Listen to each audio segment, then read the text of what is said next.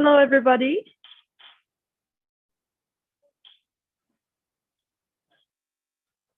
Welcome to the grand final of HPDU Tournament 2021. May I just confirm that both teams are present Bob is, on the government Tukuba team? yes, we're here. Okay, and Shibuya? We're here. Great, we can hear you both very clearly. And I would like to introduce to everybody a wonderful panel of judges. I myself have a conflict, so therefore I'm going to be the MC of today's tournament. So let me introduce to you the judges. So from the top, we have Joy. He is ADC 20 adjudicator, 12 overall best in that tournament. He was also the second best judge in 20. Many other accolades. Were very. Next, Miki Tokunaga. He was the chief judge of Tochigi HPDU 2021 and has been involved in HPDU tournaments for a very long time. Very experienced judge. Thank you. Yes. And we next have Himi Maimona-san. Open break quarterfinalist of Delaman Debate Open 2020, Kita Open 2020 Novice Grand finalist, along with many other accolades and achievements as debater and as judge. We're very lucky to have Himi-san too. Thank you. Next, we have Mizuki Kitana-san, JPDU 8 Autumn Tournament 2020 quarterfinalist, and also the grand finalist of Aoyama Women's Cup 2020. Thank you so much for joining us and being on the panel. Next, Tsubasa Ito-san, the Kansai semi-finalist, Gemini champion, and also the 7th HPDU tournament's quarterfinalist. So we have a returning person as the university student judging the grand final today. Thank you so much. And next, we have Daisuke Kubo-san, who has been coaching many high school students in many debate platforms. He's also the 2016 Northeast Asian Open EFL quarterfinalist and also Japan BP quarterfinalist of 2016, and along with many other amazing achievements. Thank you so much for being here. Keita Fukuda is also a past winner of HPDU tournament. He was the 5th best team in HPDU tournament during his participation year. Also first speaker prize in Asian Bridge tournament and the best 8th speaker in JUDC online tournament. Next, we have Navia Zhang from Hong Kong. Navia is the grand finalist in the 2020 Diplomatic Academy of Vietnam Debate Open, semi-finalist in the 2019 Hong Kong British Parliamentary Debate Competition.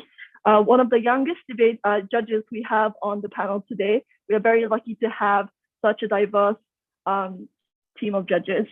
And then next we have Jae-Hin Yu. Glara Yu is she is formerly from Shibuya and has been the winner champion of HPDU Chiba tournament.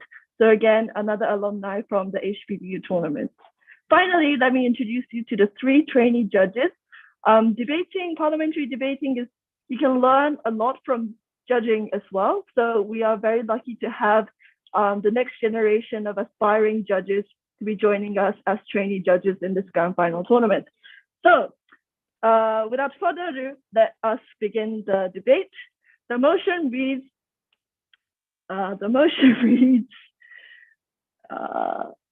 okay.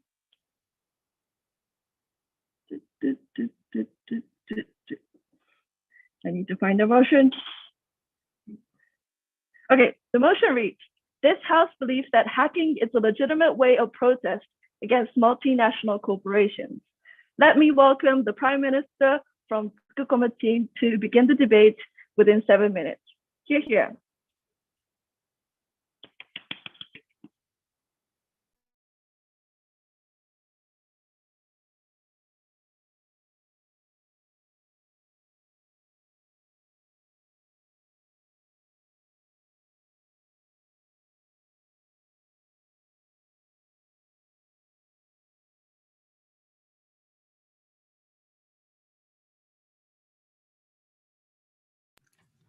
Am I audible? Yes, you're audible.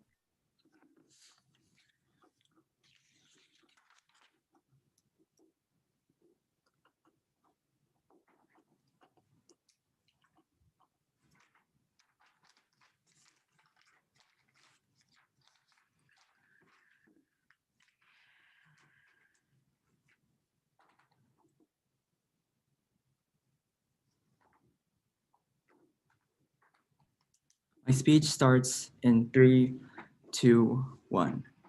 We say that what these multinational corporations are actually doing to these local industries, local like environments or industries or local even region people are absolutely unacceptable. They're systematically exploiting the local people, but they're also like, for example, massively harming the environment, right? We say that like these are extremely unacceptable, but at that point that these actions are systematic, other forms of protest, for example, boycotting, are systematically failing.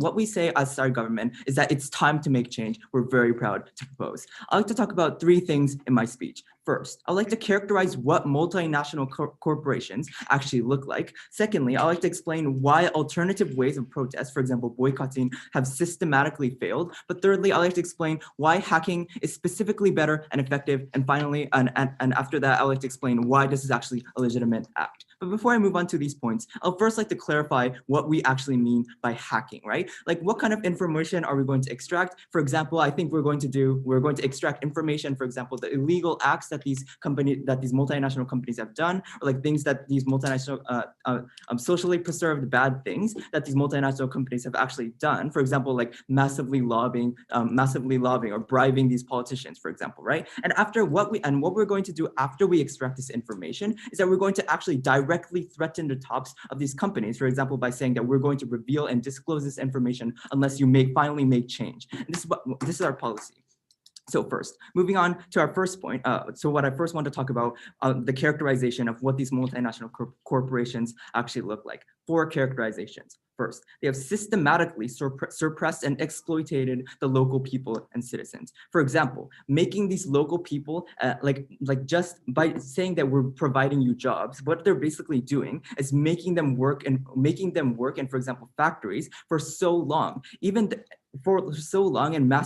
giving them massive amount of work. And this work is also extremely like hard, right? But like what they're also doing is like giving the wage that they give to these workers is extremely low, right? We think that this is literally exploiting these people. But the second characterization, they're extremely irresponsible toward the environment, right? They have literally polluted and destroyed the environment, like around these factories, right? For example, like oil companies, for example, like Shell, are literally polluting the rivers around like their oil wells, right? But thirdly, we say that these multinational corporations have also have like extremely racist behavior, right? Because literally they have been putting out, like, for example, whitewashing commercials, right? This is extremely toxic. But fourthly, we say that these multinational corporations are actually harming those local industries of like preventing and hampering these local industries from developing, right? Because they literally are dominating the market with a labor market within these countries,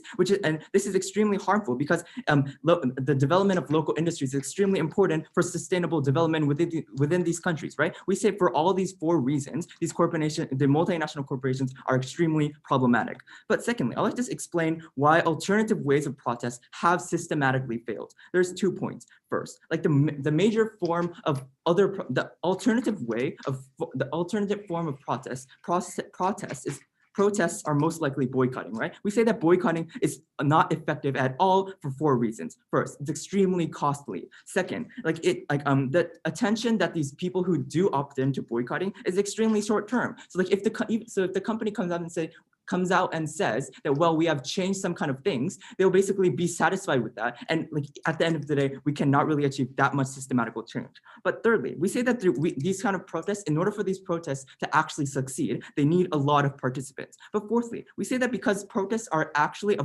collective action, like like people can like easily opt out of this protest at the end of the day by just saying that, oh, like I'm not interested, right? But secondly, the reason why we also say that alternative forms of protest have systematically failed is because of two reasons, right? Because first, these kind of multinational organizations have heavily lobbied the governments of these local regions, right? But secondly, we say that the governments in these local regions also have incentives to keep these multinational corporations within their country. This is because multinational corporations can actually give job opportunities to these people, right? We say that for all these reasons, like these alternative ways of protest have actually systematically failed in the past. But thirdly, I would explain why hacking is specifically better and more effective than these other alternative forms of protest, right? There are three characteristics, three aspects. First, because hacking is extremely detrimental for these companies, right? Because once these companies are going to hack and actually probably disclose,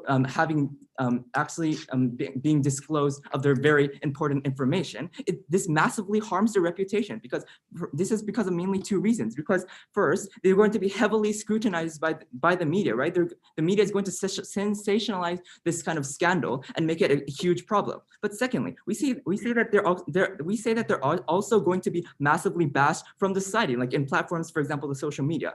The second reason why this is significantly better is because hacking is a form of protest that can directly influence the people at the top, right? Because the people who are going to react to these kinds of, like, for example, scandals are those of stakeholders, right? Because once these stakeholders actually find out and like see the reputation of these companies going down, what they're next going to do is going to force these people at the top, for example, to take responsibility, to resign. And this is extremely detrimental for these companies, right? So this can also become a motive for these companies to try to make a change in their own policies. But thirdly, we say that hacking is an effective way because it can finally encourage these companies to act in a more appropriate way, right? Because literally, these companies have an incentive that they do not want their like important information or their illegal acts to be revealed to the society, right? This is why they'll finally listen to what these people on the ground actually want. But finally, at the end of this speech, I want to explain why hacking itself is actually legitimate, right? We say that it's totally legitimate because it's a form of self-defense, right? We literally say that it's an extension of boycotting. There's two aspects here, because first, workers are being currently systematically exploited in these factories, right? We believe that actually by making systematical change, by actually hacking these kinds of corporations, we say that this is a totally legitimate form of self-defense. But second, even consumers, right? Especially in the context of the consumers who are like who are living in the environment where they have been massively polluted, right? They have literally been destroyed their surrounding environment, which directly even harms their well-being, right? This is also a legitimate form of self-defense. The comparative world that we support can finally carry out a legitimate and effective form of protest. For all these reasons, we're very proud to propose. Thank you.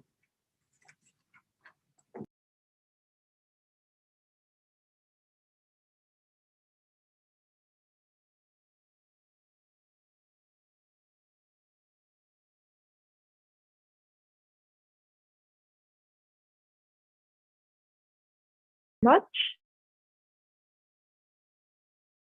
Ollie?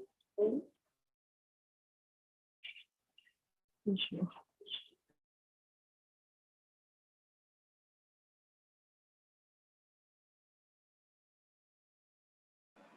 Next, I'd like to introduce the leader of opposition.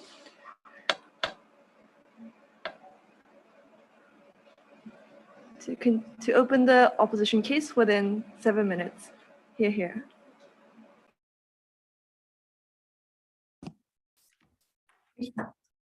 Am I audible?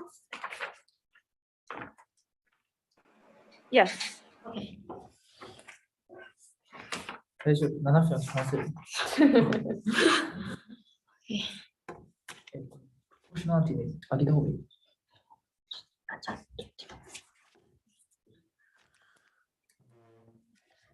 メカニズム詰めてないけど。We think that consumers do have a right to a certain extent, but we think that their right do not include invading on the right of the company's intellectual property or invading on the consumer's invading on consumers' right to have their data protected. We think that we think that these companies may have done horrible things, very harmful things to the people or but we think that there are better alternatives in doing so, and that we think that this act cannot be justified in any way, and therefore we are very proud to oppose. So before I move into my constructive speech, let me get into my refutations. First of all, they told us about how hacking is, they're going to define hacking as trying to track down illegal acts or bribery or threaten officials with that data. We think that hacking doesn't work that easily, and that it's they have mischaracterized hacking and all. We think that it is very unlikely that these companies have actually been doing illegal acts or bribing politicians and things like that. We think that when they cannot find the data to actually bribe with in the first place, and it doesn't really make it to threaten the company with in the first place or protest against the company, then it doesn't really make sense at all. So therefore, we think that that their characterization of hacking is very unlikely, and that we think that what's more likely is what's going to happen under our paradigm, in which the rights of consumers are invaded, or in which intellectual property is going to be stolen. But secondly, even if it is likely that people do find these protesters do find illegal acts or something to threaten the company with, we think that if this company is so malicious in the first place, it's very likely that these people who try to protest are going to be silenced with money or whatever that's going to happen. We think that it's very unlikely that these companies who are so malicious in the first place with such an evil intent are going to actually treat these workers just because they've threatened them. We think that what's likely is that they're going to somehow make these people just disappear, go away, and that if these companies are so terrible in the first place. And the second thing they told us is that boycotting doesn't work. First, they told us that it's very costly, why we have no explanation. The second thing they tell us is that it's very short term. I think that hacking is also short term using their rhetoric, and that it's not a long-term solution. Thirdly, we think they told us that in boycotting, we need a lot of participants, but we think that this is better in the sense that there should be, think that this is going to actually happen if the corporations are so horrible, and we think that they're likely to be able to gather a lot of participants.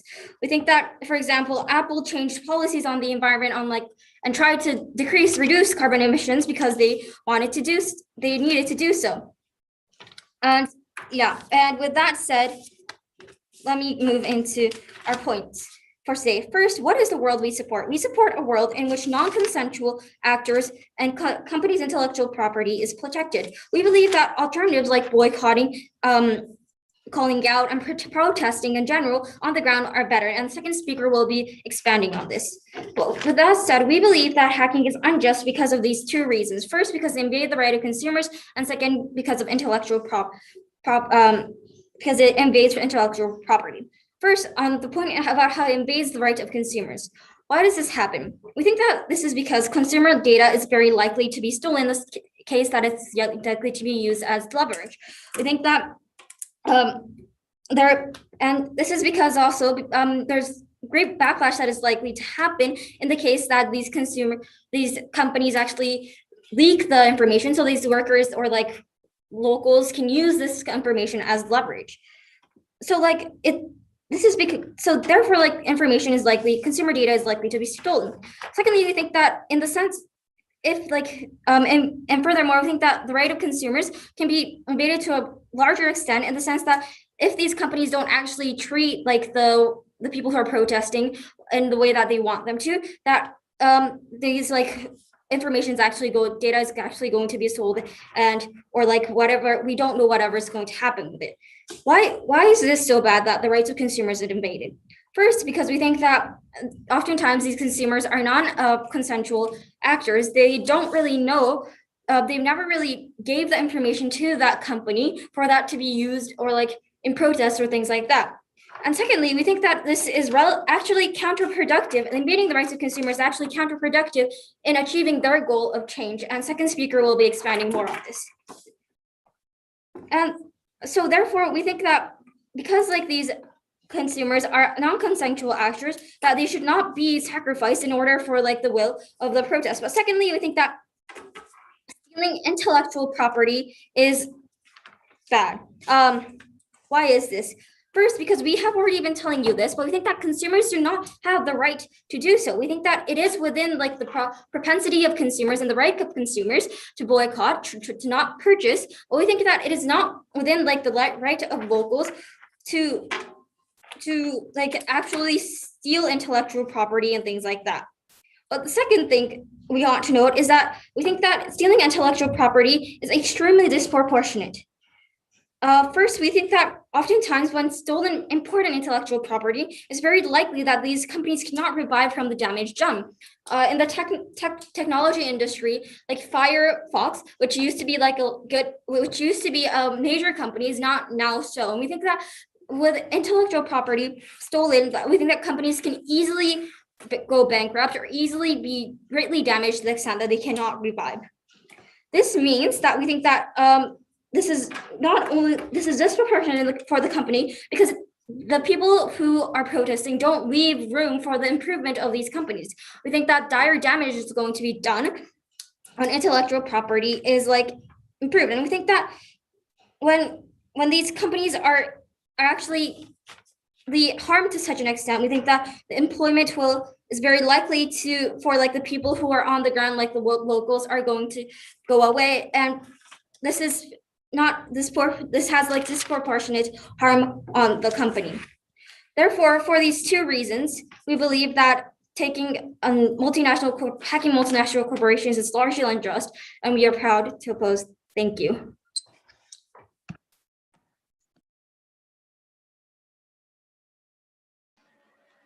Thank you, Leader of Opposition, for your speech. Now let's move on to the Deputy Prime Minister to continue the government case within 7 minutes. Hear, hear.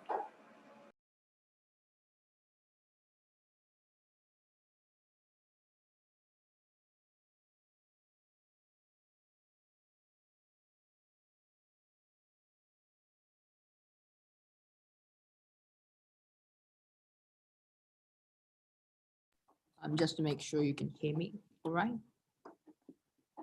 Yes. Okay.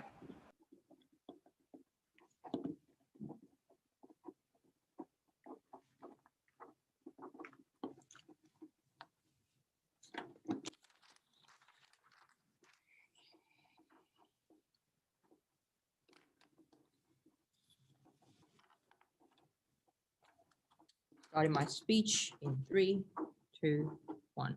In a world where 50% of the wealth in the world is controlled by 1% of the richest individual, where corporate power in social, economic, and political sphere is growing at ever fastest rate, and where corporation is capturing media and government, it is a time for consumers and workers to stand against the overreach of corporation. I want to start off with 3 pieces of framing, then I'll move on to 2 independent principle claims, then I'm going to briefly then lastly talk about how public is likely to react to this hacking. First, on framing. First piece of framing, hacking is an incredibly expensive process. What this essentially means is that like the individual who chooses to hack oftentimes is a person with dedicated causes with some like deeply justified reasons, for instance. So the vast majority of circumstances we're talking about in this debate is things like environmental activists, like hacking airline companies to demand environmental friendly practices, or human rights activists hacking companies like Nike to prevent the like human rights abuses that are happening in countries like Malaysia, or labor union hacking their own companies to get better labor condition, for example. So oftentimes the characterization we get from that side of the house as to how these people are going to just sell off the consumer data is unlikely to take place, given that the vast majority of people, unless they have dedicated causes with some deeply justified reasons, are unlikely to resort to hacking in the first instance. So the burden that we have in this debate is to talk about why hacking in the majority of circumstances is going to be legitimate, not in all circumstances. The second piece of framing, most likely multinational companies have extensively engaged in numerous illegal shady stuff that are particularly against the will of the public. This is because multinational corporation, by definition, means that you're operating in the context of developing countries. Oftentimes in developing countries, there's significant lack of political accountability mechanism in terms of media not reporting much on these kind of issues of politicians' bribery, for instance, or that, simply that there are lots of like networks of cronies and corruption that exist inside these kind of developing countries. What this means is that oftentimes the multinational corporation extensively have a like network of patronage with these politicians and oftentimes engage in bribery and that sort of things. So in the vast majority of circumstances, I would say the multinational corporation is not a hero as you guys would characterize. These are actually malicious actors that we're talking about who have no incentive but to exploit the individuals on the ground. The third piece of framing is that the leader of the opposition explicitly said boycotting is fine. That is a huge concession that consumers' rights and workers' rights are far more important compared to corporate rights. So the issue of intellectual property that these guys wanted to talk about immediately goes away, right? But I want to add two additional analysis onto this. Firstly, companies are only an artificial construct that is meant to foster the economic benefits of their society as a whole. So, I think that the human rights and the consumers' rights are far more important. But secondly, the way in which acquisition of patents, for example, and intellectual property happens on that side of the house is that oftentimes lots of corporations unjustly and overly extend the time of patents, because the patent law by definition simply like allows the extension of patents by simple slight incremental change. So even if you're not innovating stuff, you can still extend the time period of like these kind of patents. Oftentimes intellectual property is incredibly arbitrary, and the way that acquisition happens is incredibly unjust. Let's talk about two independent principle claims that we gave you from stage or speech. The first is the necessity. The alternative things have failed. Things like state legislation or the boycotting. State legislation fails because state is already largely captured by this multinational corporation. And we're not just talking about the cases of lobbying. The fact that these multinational corporations occupy so critical sphere of economic influence in those countries, and when politicians impose particularly strict regulation on these kind of corporations, is the moment at which economy is likely to go to downturn, and that's the and like economic condition is like one of the most important issues in the political sphere. So it's unlikely that politicians are going to do anything about it. But the second thing is that the consumerist activists that, like things like boycotting that these guys support on that side of the house is unlikely to succeed for lots of reasons. But empirically speaking, things like, consumerist activism and boycotting against Gillette for racist ads or airline companies for environmentally destructive behaviors oftentimes fail and resort to greenwashing and whitewashing in the majority of circumstances, because consumers inherently have a short-term attention span, and that this operation is incredibly costly to individuals on the ground, because you have to, instead of purchasing cheaper products, you have to purchase expensive products, right? So necessarily, this is a difficult thing to do, especially when it is the case that boycotting is only functional insofar as you can form a critical mass of individuals, and this creates a collective action problem in general. And I would say necessity, therefore, given the absence of this kind of alternative mechanism, is particularly important justification. Because, for example, we deem the existence of state, which strips away freedom and autonomy away from individuals, to be justified because it is necessary to maintain the social order. It is necessary because the alternative of human nature is something that is particularly bad for everyone. So we think that hacking is uniquely effective on our side at changing the behavior of corporation for reasons we talked about. Oftentimes the personal issues of CEOs, for example, or the trust of company is at stake here, right? So oftentimes leveraging this power against this corporation is oftentimes incredibly expensive. But second thing we told you is the self-defense. And notice, one, this principle is not contingent on the absence of alternative or whether or not it's effective or not. But secondly, even if self-defense fails, as these guys wanted to say, it's probably fine, right? Like self-defense is fine even if it's not going to succeed.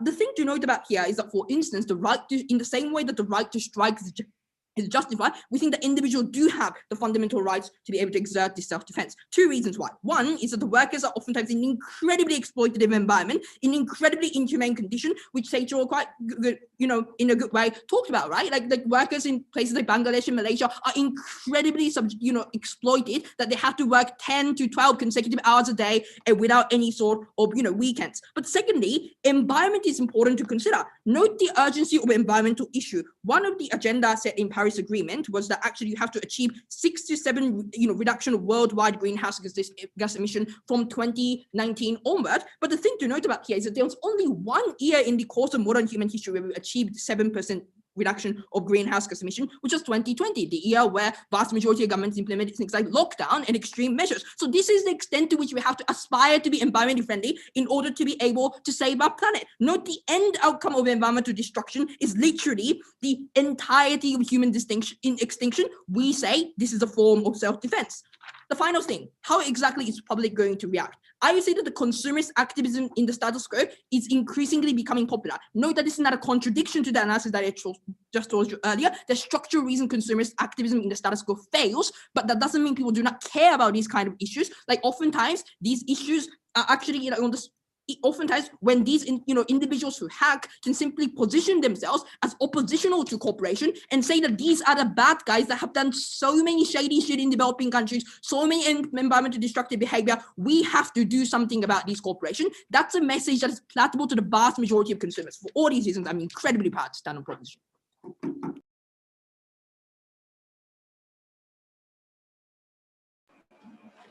Thank you, Deputy Prime Minister. Now let's hear from the Deputy Leader of Opposition to continue the opposition case within 7 minutes. Hear, hear.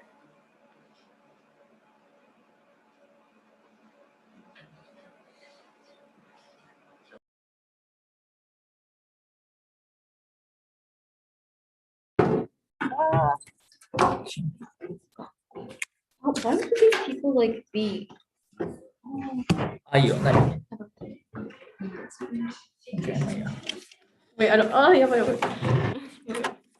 Am I audible? Yes, you're audible. Thank you.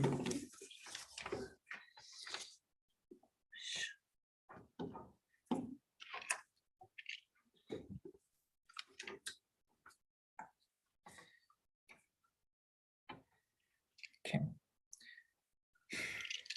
My speech is going to start in 3, 2, 1. I think it was an extreme strategic failure from government side when they talk about the reason why you hack is to out the bad stuff or the pernicious activities that companies are doing behind the scenes, right? Because note that this absolutely lacks the uniqueness, right? Because you already see in the empirical status quo that companies or their whistleblowers or SNS or like journalists that actually result to things that out these bad activities by companies, right? So what the implication here is that first speaker on our side of the house, our case is unique to the harms that hacking brings to us, but on their side of the house, they don't talk about any unique benefits or implications of hacking, and that's why we win today's round. I want to do 3 things in my speech. First of all, talk about independent rebuttals, which won't be included in my case. Secondly, bring an extension about disproportionality. And thirdly, bringing a case about how our alternatives are more effective, right? Talking about rebuttals and reconstructions that are independent from my case. So the first thing they say is consumers are not going to be attacked because these hackers are going to do it for just cause, right? 2 responses here. A, if they say that the consumer data is not going to be lost, that literally chips away their impact because that loses the incentive of companies to actually listen to that individuals. Because for companies, consumer data are really important, right? But B, and more importantly, we would say that hacking in nature is uncontrollable. That is to say, a hacker oftentimes can't choose which data they're going to divulge. Oftentimes it could have secret files and things like that. That is why empirically speaking, you see countries like Russia divulging all data of the United States, not selecting that, right? So the implication here is that because it is uncontrollable, it is likely, even if it's not intended, that consumer data is going to be divulged, right? But the second restructuring I have is about the boycott, right? They're really shallow responses here saying that we contradict themselves, right? No, right? Because we think the difference between boycotting and like hacking is the difference in scale. That is to say that boycotting is a form of not buying the products. You don't actively destroy the intellectual property of those companies, whereas hacking literally destroys all the data, divulges all of them, erases them. We think that's a crucial difference they fail to acknowledge, right? Given the reconstructions, we think our point still firmly stands, right? Moving into rebuttals. First of all, they talk about how hacking is so important in order to out like malicious actors, right? 2 responses. A, we think they limit the scope of this debate because the burden they have in this round is to provide in all cases that hacking is something that is legitimate, right? But B, we would tell you, as I told you in the introduction, absolutely lacks uniqueness at the point in which the current popular methods and effective methods are like outing and SNS and things like that in journalists, right? The implication again is that our argument is unique harms from hacking. That's why they already are falling behind in this debate. The second thing I want to rebut to is their principle about self-defense and like consumers and things like that. A, I would note that this is not a principle of self-defense. Why? Because oftentimes these hackers are not representations of the consumers themselves. They're often the privileged elite who want to like hack just randomly because they want to and things like that, right? Therefore, we think they aren't it doesn't constitute as a self-defense of the consumer themselves, right? But B, I would note that at the point in which it harms the consumers, as we told you, and had no sufficient rebuttal to, which they strawmanned, we think that it actually harms the consumers, and therefore the principle of consumers also doesn't stand. Third rebuttal, right? They say that hacking is effective, and I'm gonna engage more in this my case. But I would say that these hackers don't really care about the exploited areas, such as like developing countries, right? Kotaro tried to say that they don't contradict themselves, but we even know when they don't have the incentive to do so, they're likely to not actually change the system that is on the ground, right? But B, we would say that as first speaker on their side of the house says, when changing the top doesn't actually structurally change the system, which is often manufacturers or involves many like factories and companies, we think that at best there's a significant delay of time. So all rebuttals are doubtful. Moving into our my second thing to do, talking about disproportionality, right? We think that the whole issue is that of their side of the house, that they limit the scope of this debate and that hacking is going to be used in the only just instances, but actually the burden of proof is to prove why in all cases this is something that is just. If we prove to you that in some cases this is disproportionate, we think hacking is illegitimate, right? So why is proportionality important? We think we concede to all the analysis, conceding maybe to all the analysis they give you that it like has the potential of destructing property, intellectual property. We think therefore that hacking has this power and thus proportionality is important. So second analysis, why is it disproportionate, right? We think three reasons. A, because hackers subjectively believe that it is for a just cause, right? We think in many instances, even if the evidence is not founded, which the government side cannot fiat, we think that the hackers have this kind of belief that they're doing something so just, and therefore it is going to be disproportionate. But B, as first speaker on their side conceded, the media is going to sensationalize the news, right? Therefore, we think that companies, even if they didn't do to a severe extent, that they're going to be antagonized in a way, right? But C, we think that, as we told you, hacking in most instances has uncontrollable harm, therefore it's disproportionate. Moving into the third thing, I want to talk about why the alternative is better than as a protest, right? Firstly, what do our alternatives look like, right? Let me tell you, we told you about there's on-ground protests. We also told you there's SNS boycotts and things like politicians and famous individuals catering for regulations such as antitrust laws. You saw how this was effective in Facebook, instance like Facebook, right? So second analysis, why are the alternatives better, right? 4 reasons. 1, because antagonization, right? Because we would note that it is likely that hacking is counterproductive in the way that is depicted as an antagonist, right? Because we tell you that hacking ultimately divulges the information of consumers, and that is why these companies, the multinational corporations, are going to frame these hackers as villains who are infringing on the right of privacy of these consumers. And therefore, we think that there's going to be antagonization of the hacking and degrade its justification, right? But B, because of the, secondly, because of the scale of representation, I told you that oftentimes hacking doesn't represent the whole consumer base, but a small number of individuals and entities. Opposed to that, we think boycott is more a constitutes of an opinion of the whole public and consumer in general. But thirdly, we think that like hacking is easily fortifiable and preventable at the point in which companies like Apple have immense firewalls and things like that, right? But fourth and lastly, we will note that these hacking and top individuals are independent from the individuals on the ground. That is to say that the places where these kind of like oppressions are happening are local factories, local companies, which the top are extremely independent and don't have much connection to. And therefore, we think it's ineffective. And moreover, we win on the principle we are proud to oppose.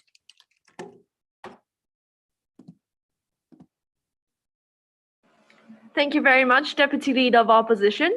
Now, from moving on to the whip speakers of this round, let's hear from the government whip speaker to continue the government case within 7 minutes. Hear, hear. Can you hear me?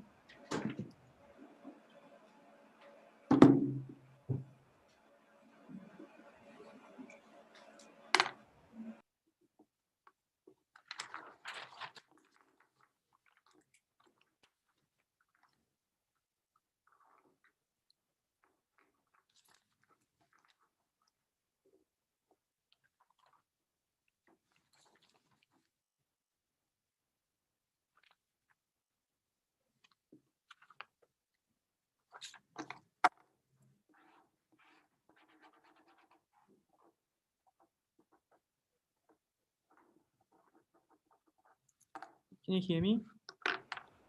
Loud and clear.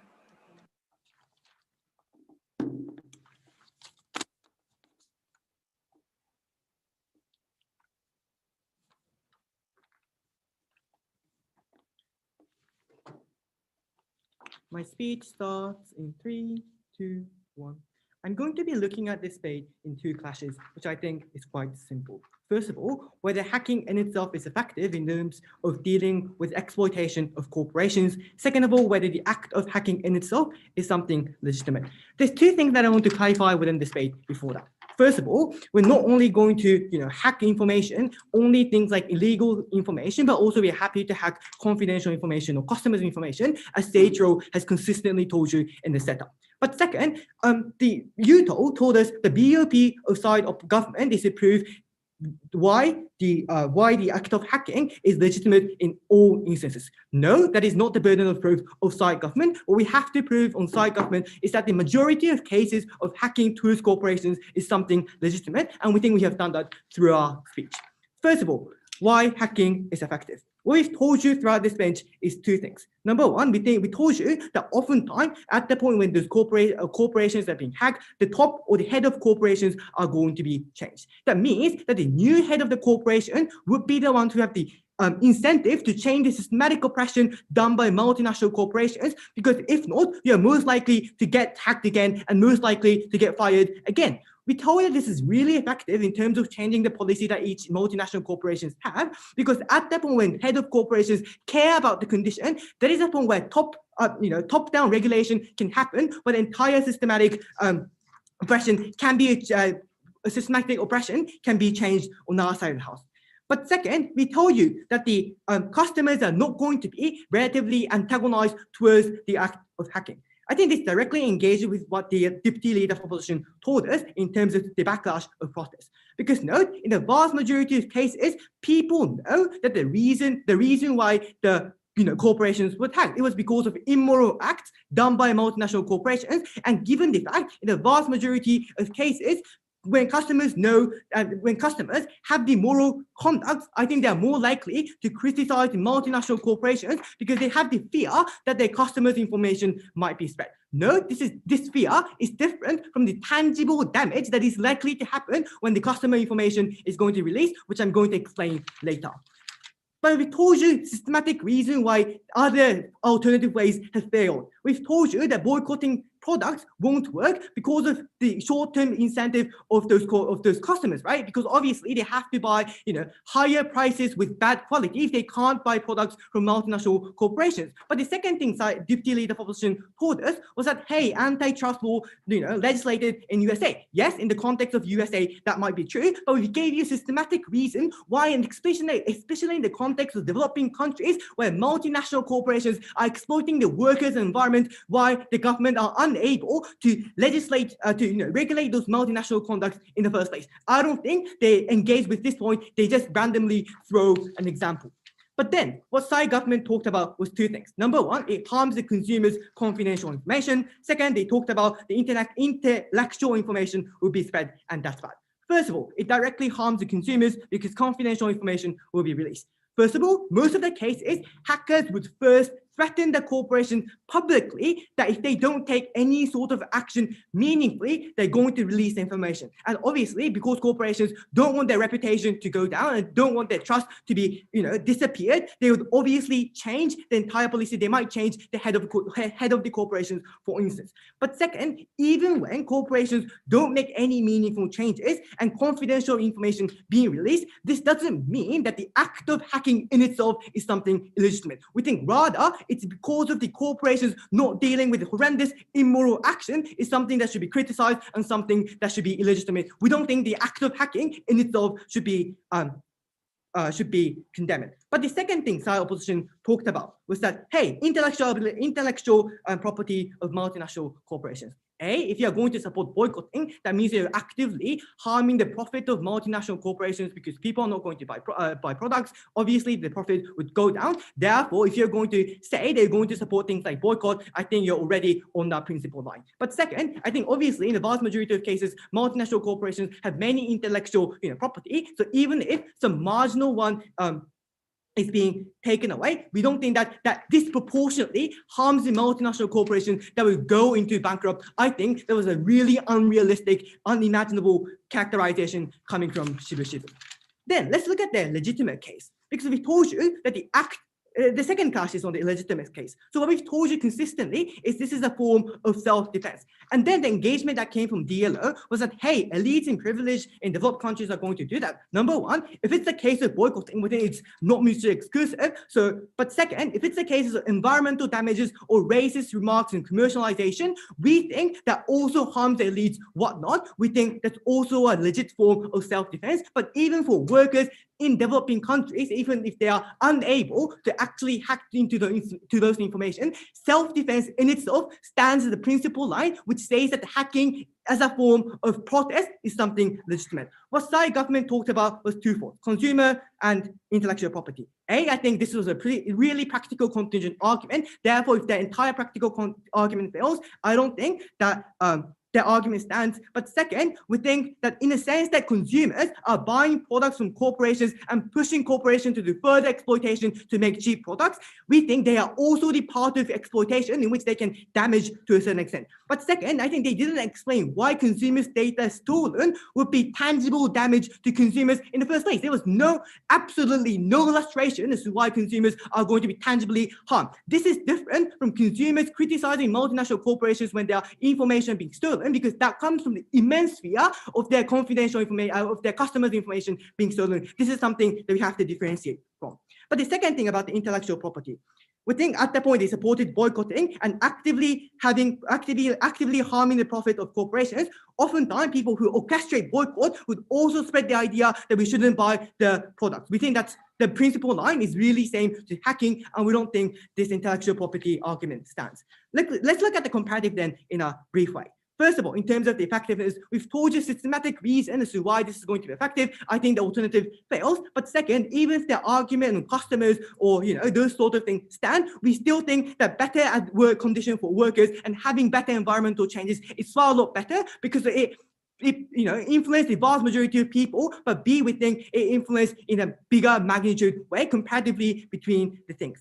But last of all, principally, we think self-defense stands as a principal line without the not contingent upon the practical line. From all of these reasons, we think we win.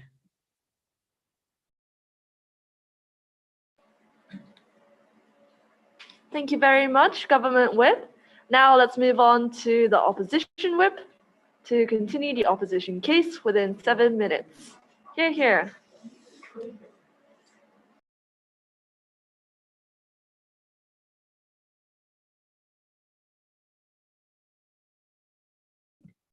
Okay, am I audible? Yes. Okay. I would like to start my speech now. Today's debate is not a debate about whether hacking is effective or not. This is a debate about whether hacking is a legitimate way of protesting, which means you can't just win by proving it's effective. From speaker one, we have been telling you how hacking is both one, ineffective, and two, unethical. So today I will be comparing our two sides through the points of practical of whether this works or not, and secondly, the point of ethics and whether the hacking can be justified. So first clash, I'll be comparing the alternatives that opposition gave and hacking. So opposition talked about boycotting and calling corporations out. And what did government say as a response? Their main refutation was that boycotting uses a lot of people. We need a lot of participants for it to work, and it's a collective benefit, collective job, so it's hard to actually put into work. But we say that that's a rather good thing. We have been saying this from second speaker. This is because if there's a collective benefit, if there's more participants that are participating in, what is it called? in protesting, that means that the protest is more legitimate. The legitimacy of the protest can be more assured on our side because more people are actually agreeing to it. And there's no harm or possibility of that hacker just acting on their own will. Also, they had a one-liner analysis of, oh, it doesn't work in the status quo. It has never worked, therefore it's not going to work. When we have repeatedly given examples of boycotting and people criticizing corporations that has actually worked, they have never engaged in that point. For example, our first speaker gave an example of Apple. After people criticizing Apple for environmental damage, they released a plan or goal to reach carbon-free by 2030. This is because for these corporations, their image is important. They have an incentive to protect their image, as government side has also said. For example, Apple always has this pressure to maintain the image of a very progressive company that leads other corporations. This is true for most multinational corporations because they are the leading corporations of the world. They do have incentive to keep this image of being progressive in being a very ethical company. So we say that this still stands. Other small bad aspects of boycotting that the government side gave as examples were things like, firstly, it's very costly. But we say this doesn't really matter because we say protests shouldn't be done very easily. You need to make sure that the company is doing something bad before actually attempting to protest. So protests being something hard to do isn't something that we're totally against. We say that it's fine that these people need to gather together and actually plan a protest in order to protest to a company because they have to make sure that the company is doing something bad so they don't just unjustly infringe on the company's rights. Secondly, they also talked about how boycotting is short-term, but they never explained why hacking is not short-term because you can only use that leverage once, and we say that this isn't exclusive on both sides. Okay, so we say that boycotting still works and our point still stands. But even if boycotting is relatively not going to work compared to hacking, we say boycotting is still comparatively better because firstly, as second speaker has explained, it's harder to antagonize because it's a collective effect. It's the majority of the people making a statement against the company, whereas for hacking, well, I think it's at least like a few individuals, but it's only a few individuals making a statement, which means that the company can just pretend that they're the ones that are getting hurt by this hacker and say, oh, we don't know why they're doing this, but there's horrible people who are hacking our corporation and you guys' information are being put at risk. So it's really easy to antagonize hackers because they're only a few individuals. Second reason why boycotting is still relatively better. The danger of hacking, as I've explained before, is that the hackers might not have a legitimate reason why they're hacking, again, because this is not a collective effect done by the majority of the people. It's done by a few number of people, which means that we can't assure that these people are actually doing this for a just cause. So therefore, we say that hacking is not a legitimate choice to do when protesting, because protesting should be a collective effort by a majority of the people. Okay. So going on to my second flashpoint of justification. So we think that government conceded in the previous speaker that hacking includes invading consumers' information and outing it to the public. So now that they've conceded to that, they had to justify why we're allowed to invade rights of innocent actors. And we don't think they gave any justification to this. They did say that, well, first hackers will warn the corporation, so it wouldn't often happen. But we still say that that's principally wrong to use innocent actors' rights as leverage. For example, if I take someone as hostage and say that I will kill them if you don't listen to me, and say that everyone listens to me and I don't kill the hostage and let them go, that's still a crime because I use an innocent person's right as leverage and threaten to kill someone. That's still a crime. We say it's still bad. Secondly, they also said that the act of hacking itself is not bad, and it's how the corporations can't respond that's bad, so the corporations are liable. But again, we don't get how this makes any sense. It's the choice to expose information is done by the hacker themselves, even if the corporation is not able to respond to the hacker. The hacker is making that choice to expose information of innocent people. So again, another analogy, for example, if I tell my mom, if you don't give me that cookie, I will hit my sister. And my mom decides not to give me cookie and I hit my sister. I'm still responsible for hitting my sister and hurting her. Just because my mom didn't listen to my request doesn't mean that I'm allowed to do anything I want. That's not how morals work in our world, sadly. So we say that their justification fails, and our justification still stands on how these hackers are literally invading innocent people's information and threatening to out it to the public, so therefore it's still unjustified. So Therefore, I think that I have made it clear, but we have been able to protect how boycott still works. And we think that just by looking at the amount of analysis that opposition was able to give about how boycott is still going to work, as opposed to the one-liner analysis coming from the government side, we say that boycott is still able to work more than hacking in both paradigms.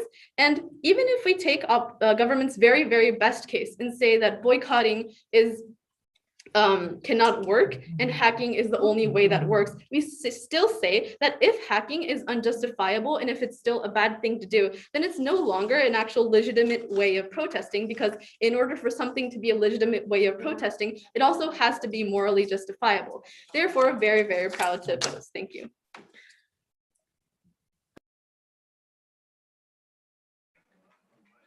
Thank you very much, lead opposition whip. Now I would like to call upon the reply speakers. First up is the opposition reply speaker. Here.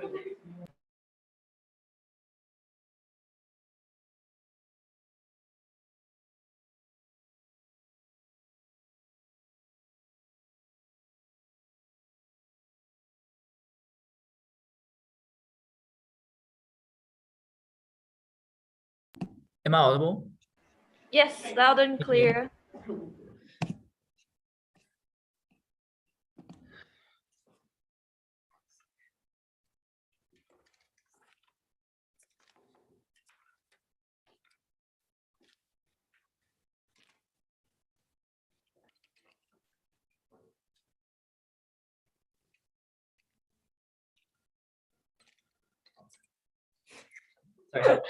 Sorry. My speech is gonna start in 3, 2, 1. Our stance was pretty clear from the start of this debate. We told you that at the point in which we tell you that the effectivity, but also the justification is on our side of the house, that we win today's round. We think that in terms of effectivity, we have proven to you sufficiently that boycotts are effective, but moreover, we have given you 2 crucial points that they have lacked engagement in about the principle of consumers, but also disproportionality. We think we win this round. 2 clashes in my speech. Firstly, about the practical implications of alternatives versus hacking, and secondly, about the legitimacy of this policy. So firstly, about the practical implications of the alternatives versus hacking. What did we tell you on our side of the house? We told you from first speak, the alternatives that exist, such as boycotting through SNS, were actually on ground, right? We told you firstly that antagonization is going to happen on hacking, and that's why it was better for boycotting, right? And they literally had no response to our analysis about antagonization, right? We told you that in the terms of boycotting, we told you that it was for a just reason compared to hacking, which uniquely harms the consumer's rights, and it attacks like the right to privacy of these consumers. And we told you this is likely to happen from second and third speaker because of the capital or the good brand image that these foreign MNCs have, and that's why they're likely to put in economic capital or just a brand image, and that's why they're going to antagonize these hackers, right? But second of all, we told you it's likely that these kind of top changes are independent from the local activities. And to this, the only response they gave us is that, if you use this as a threat, it's also going to change the incentive on the ground in factories such as Bangladesh, right? But to this we say, that we think that categorically speaking, the hackers are unlikely to demand those changes, right? Because what these hackers want, because they are in developed nations, are categorically different from what happens on ground, right? We don't think that they're amiable and just to that extent, right? But B, we also told you that even if they demand these things, that the top or the hacking information in the divulsion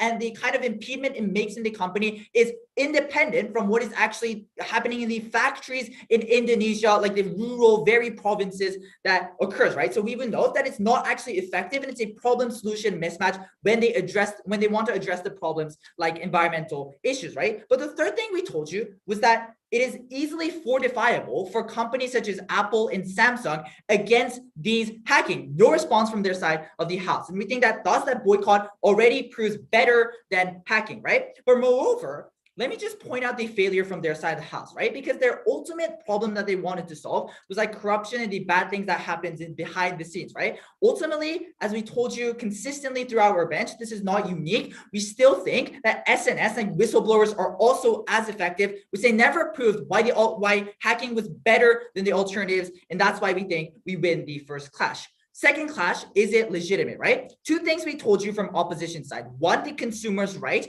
And the mechanisms here was that A, it is likely that hackers are going to hold leverage over them. And that's why consumer right was going to be used. But B, because of the fact that it's uncontrollable. We told you because these consumers were unconsenting actors who only opted in to get these services. And thus it was such a large impact, right? The true response they give us is one, that you only threaten these companies before you use it, right? But I think the effectivity of this kind of hacking only comes into implication after you use these, right? Because we think that at the point in which we have already proven to you that these companies can build firewalls to prevent these hacking, it doesn't work as only a threat, right? But B, the next thing they say is the act of hacking is in itself not illegitimate, which I don't really get, because like the violation of consumer rights is a manifestation of hacking, and that means hacking is illegitimate, right? But the second thing we tell you is disproportionality, and here's where they really lack engagement in strawman, right? Because A, we told you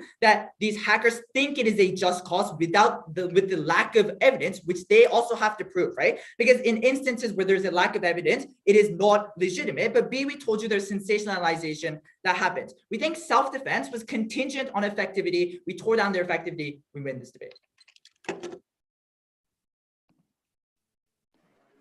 Thank you, opposition reply speaker. Now, finally, to close the debate, I'd like to welcome the government reply speaker. Within 4 minutes, hear.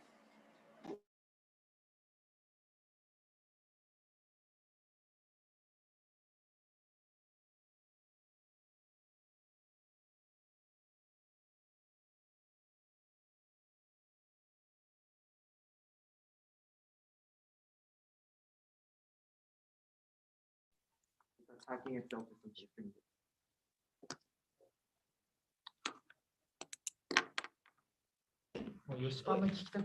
Let's look at his face.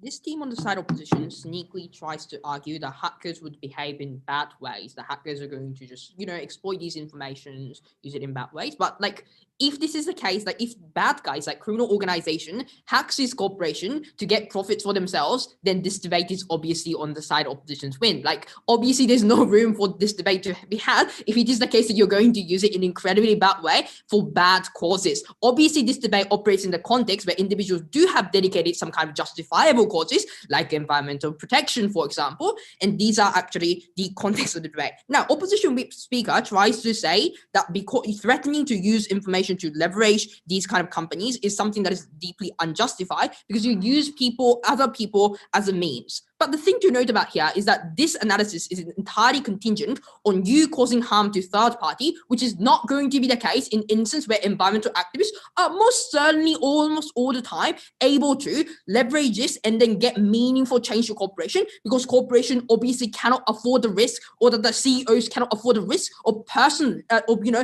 being leaked very critical information about their corporation, or that being particularly harm their PR image on our side of the house. Two things in my speech. First, how is this tactic different from existing ways of protest like boycotting? Second, self-defense. First question. There are 4 observations here. First thing that they say is that the company's intellectual property rights exist. I think this, material is already dead, given that the property rights are just not like seemingly that important compared to other things that we're talking about in the debate in terms of like climate change or in terms of the human rights abuse that we're talking about. But also just note here the way in which like intellectual property is acquired is oftentimes incredibly unjust way, given the mechanism of patent law. The second observation that they had here is that the boycotting an alternative is more likely to succeed. The thing that they say is that first of all, Apple did change environmental behavior.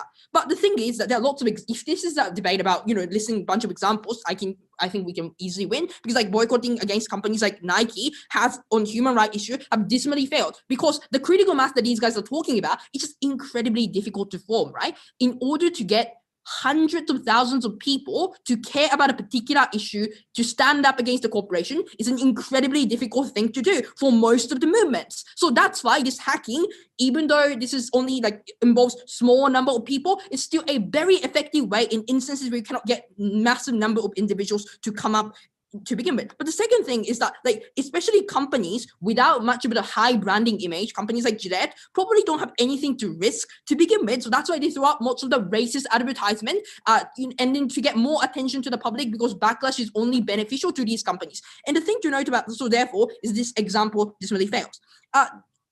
Then they say, like, didn't they see this somehow clear distinction between this policy, between this making boycotting and this tactic, because somehow you don't antagonize corporations or something like that. But the thing to note about is that if you're going to, as a social movement, for example, encourage lots of individuals on the ground to actively not purchase the products of a particular corporation, that probably is going to antagonize corporations. So the symmetry here.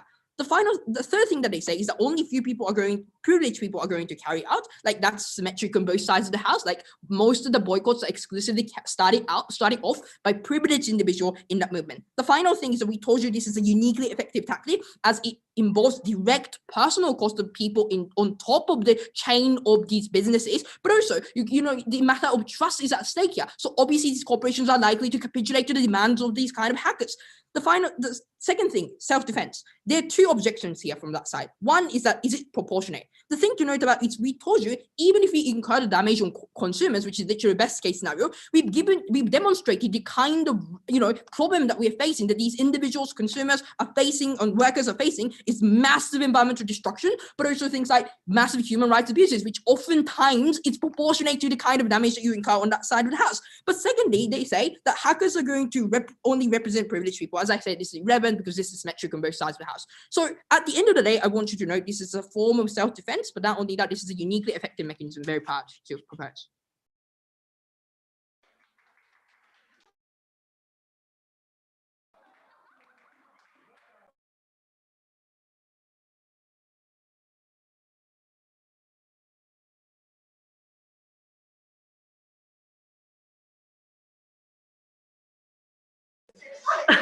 Thank you, everybody. Just a reminder that this is live streamed on YouTube. So, yeah, just a reminder. So thank you, everyone, for a wonderful debate. The judges are going to go into deliberation and come up with a ballot. So the round is over. Thank you guys all so much. And please wait for the results in the closing ceremony. Thank you, everybody, so much for your cooperation, and congratulations to both teams for proceeding to the grand final round. Thank you very much. Thank you very much. すいません、選手の皆さんは、いいですか？大丈夫です。すいません。